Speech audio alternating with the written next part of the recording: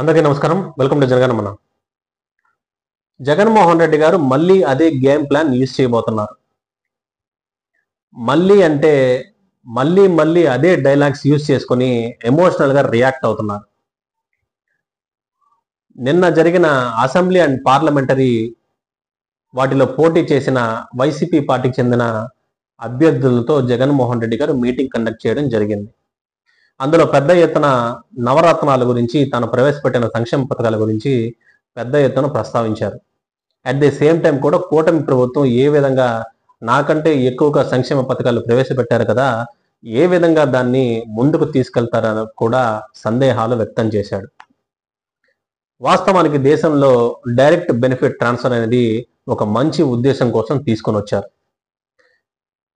లబ్ధిదారుడికి నేరుగా అందజేసే అభివృద్ధి ఫలాలు, whether it is in the form of money or something else,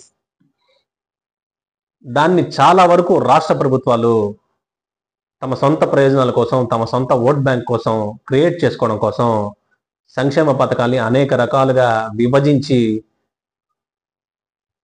సంక్షేమ పథకాలు పొందుపరచడం జరుగుతూ ఉంటుంది. అందులో ముఖ్యంగా కాంగ్రెస్ పార్టీ ముందుంటుంది. జగన్మోహన్ రెడ్డి అనే వ్యక్తి కూడా కాంగ్రెస్ పార్టీ చెట్టు కింద నుంచి వచ్చాడు కాబట్టి, అదే మూలాలు ఉన్న వ్యక్తి కాబట్టి ఆంధ్రప్రదేశ్ రాష్ట్రంలో 2019లో ప్రజా వ్యతిరేకతను కూడగట్టుకుని నవరత్నాలు పేరిట ప్రజల్లోకి వెళ్ళి ఎలక్షన్స్ లో గెలిచాడు. దాని తర్వాత కూడా నవరత్నాలను 99% వరకు ఇంప్లిమెంట్ చేస్తూ వాటికి అదనంగా కూడా మరికొన్ని సంక్షేమ పథకాలని ప్రజలకి అందజేశాడు. ప్రజలు కూడా చాలా వరకు ఎవడొచ్చినా కానీ మాకు చేసేది ఏముందిలే అని సంక్షేమ పథకాల కింద బెండ్ అవుతూ ఉంటారు. ఎందుకంటే వాస్తవానికి రాష్ట్రంలో, ఆంధ్రప్రదేశ్ రాష్ట్రంలో ముఖ్యంగా గతంలో ఎప్పుడు కూడా రాజకీయాల్లో ఒక మంచి వాతావరణాన్ని రాజకీయ నాయకులు ఎవరు కూడా సృష్టించలేదు.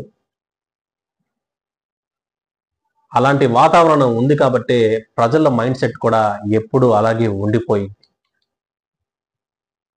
నిన్న జరిగిన మీటింగ్లో ముఖ్యంగా జగన్మోహన్ రెడ్డి గారు సంక్షేమ పథకాల్ని పెద్ద ఎత్తున ప్రస్తావిస్తూ స్పెషల్ కేటగిరీ స్టేటస్ విషయంలో కూడా కూటమి ప్రభుత్వం ముందుకెళ్లాలని సూచిస్తూ, నేనుగాను ఉంటే పరిస్థితి వేరుగా ఉండేది, ఎన్డీఏ ప్రభుత్వానికి సీట్లు తక్కువ ఉన్నాయి కదా, చంద్రబాబు నాయుడు గారు డిమాండ్ చేయాలని సూచిస్తూ నేనుగాను ఉంటే పరిస్థితి వేరుగా ఉండేదని జగన్మోహన్ రెడ్డి గారు తెలియజేశారు.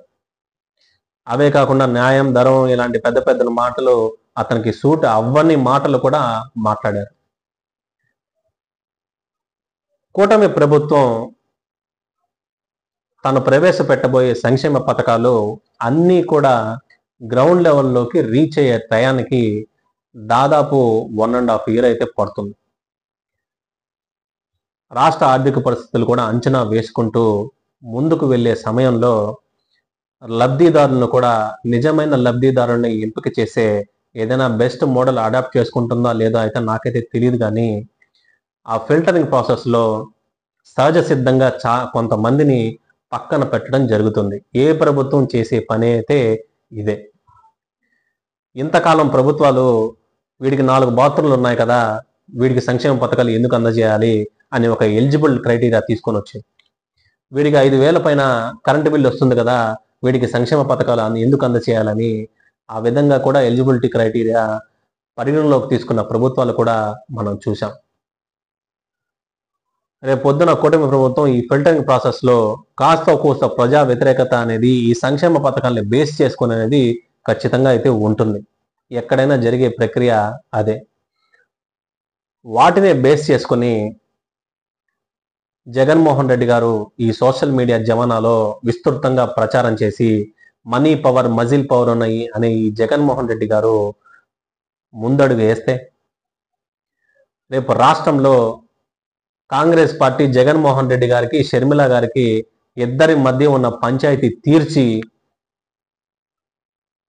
కాంగ్రెస్ పార్టీ ఆంధ్రప్రదేశ్లోకి చొరబడాలని చూస్తే 1.5 the state నుంచి జగన్మోహన్ రెడ్డి గారు, 1.5 the state నుంచి షర్మిల గారు పాదయాత్ర చేసుకుంటూ ఎమోషనల్ గా పీపుల్ కి కనెక్ట్ అవుతూ ప్రజా వ్యతిరేకతను కూడగట్టుకుంటూ ముందుకు గాని వెళ్తే స్పెషల్ కేటగిరీ స్టేటస్ విషయంలో సెంటిమెంటల్గా ప్రజల్ని ఇంకా ఫూల్స్ చేస్తూ ముందుకు కానీ వెళ్తే,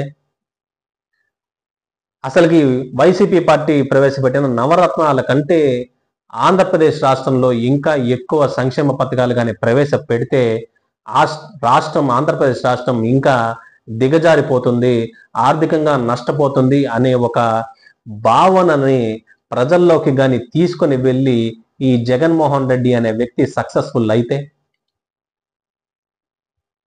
ఆల్రెడీ 40% ఓట్ షేర్ ఉన్న జగన్మోహన్ రెడ్డి గారు గెలుపు బరిలోనే ఉన్నాడు అని అందరూ కూడా తెలుసుకోవాలి. వాస్తవానికి అసలుకి మనకి సమాజంలో ప్రజలకి విద్యను అందించి ఉపాధి కల్పిస్తున్నా కానీ, ఆర్థికంగా సామాజికంగా అన్ని విధాలుగా కూడా ప్రజల్ని అభివృద్ధి పరుస్తున్నా కానీ ఇంకా చాలా వరకు సమాజంలో లోటుపాట్లు ఉన్నాయి. ఎలక్షన్ సమయంలో ఎంత ఎదిగినా కానీ, ఆర్థికంగా సామాజికంగా ఎంతో ఎదిగినా కానీ చాలా వరకు ఎలక్షన్ సమయంలో ఇంకా డబ్బుల కోసం చేతులు చాచడం జరుగుతూనే ఉంది. ఆంధ్రప్రదేశ్ రాష్ట్రంలో సంక్షేమ పథకాల పేరిటే ఓటు వేసే ఓటింగ్ శాతం కూడా ఇంకా చాలా వరకు పెద్ద ఎత్తునే ఉంది. రేపు రాబోయే రోజుల్లో ఆ శాతం కూడా ఇంకా పెరిగే అవకాశాలు కూడా ఉన్నాయి. కూటమి ప్రభుత్వం ముందున్న లక్ష్యాలు చాలా పెద్దవి, బలమైనవి. కూటమి ప్రభుత్వం ఆంధ్రప్రదేశ్ రాష్ట్రాన్ని ఒక పక్కన అభివృద్ధి చేసుకుంటూనే జగన్మోహన్ రెడ్డి గారికి ఉన్న ఓటింగ్ శాతాన్ని చేజిక్కించుకోవడం అంచెలంచెలుగా.